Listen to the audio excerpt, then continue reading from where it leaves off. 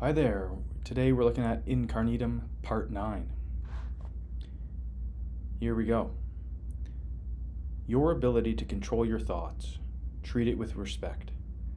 It's all that protects your mind from false perceptions, false to your nature, and that of all rational beings. It's what makes thoughtfulness possible and affection for other people and submission to the divine. That's the end of it. Another short one today.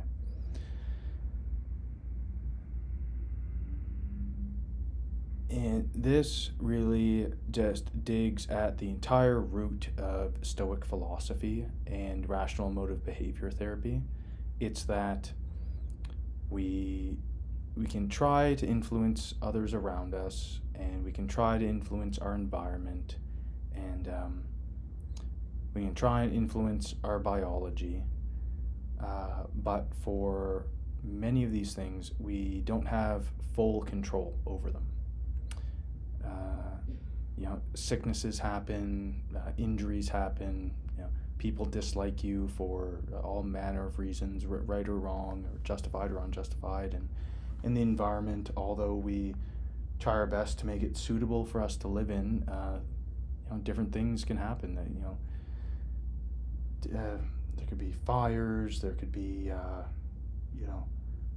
a very loud construction next to you that distracts you, you name it.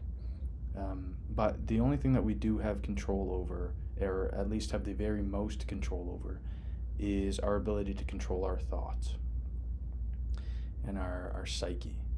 And yes, there's aspects of that where thoughts will be fleeting and they'll pierce into our perception.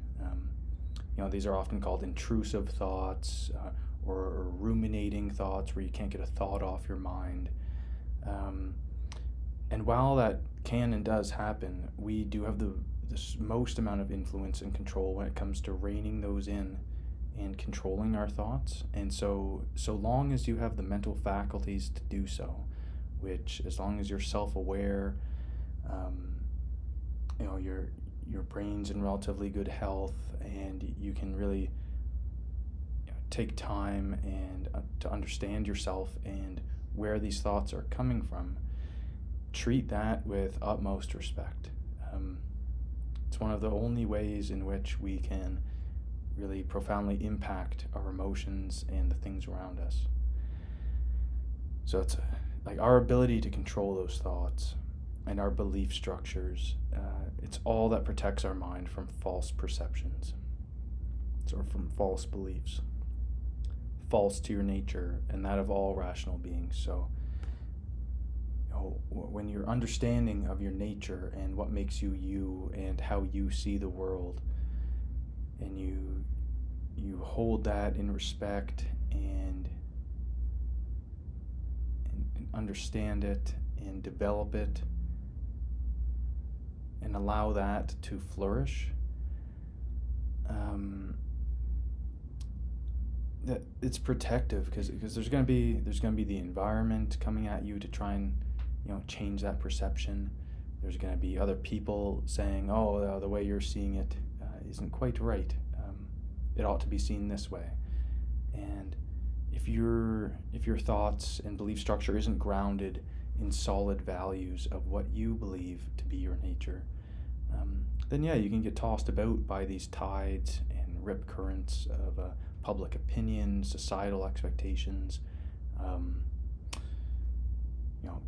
fears certainly out in the community, or just get, if in your environment there's always traffic, for instance, and there's not much you can do about it, and you sit in traffic and stew there for half an hour on your way to and from work, then there's an hour every day that you're sitting and your quality of life isn't really that high. It might never be perfectly preferable what you want, sitting in traffic, but making demands on that situation. I should be the only person on the road. I shouldn't have to wait in traffic all the time. This only exacerbates some of these negative feelings, and just doesn't really do any help, or doesn't do any good. It doesn't change the situation at all. in situations like that where you have very limited control and influence on the environment or other people, the only place where you do have control and influence is your mind. So look after it, and look at those thoughts that disturb you, and examine them in depth. And if something's not serving you, begin to question it. Why does it have to be that way? Why can't I be more gentle here, or accepting, or forgiving? You name it. And lastly, it's what makes thoughtfulness possible. So it's what makes thoughtfulness and reflection, and reflecting on the things that happened in their essence, and affection for other people, and submission to the divine. So in that sense, he means submitting. By the divine, he probably means like literally God, but in today's point of time, we'd probably chalk it up to submitting to fate, to destiny, to the things that are beyond our control, and that can be quite freeing.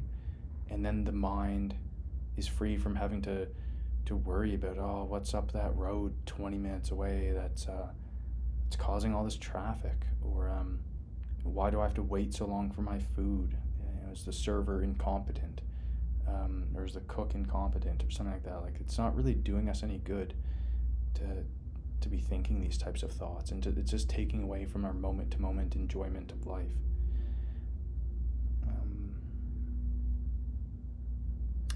I think that's all you'll get out of my mind for this one. All right, thank you.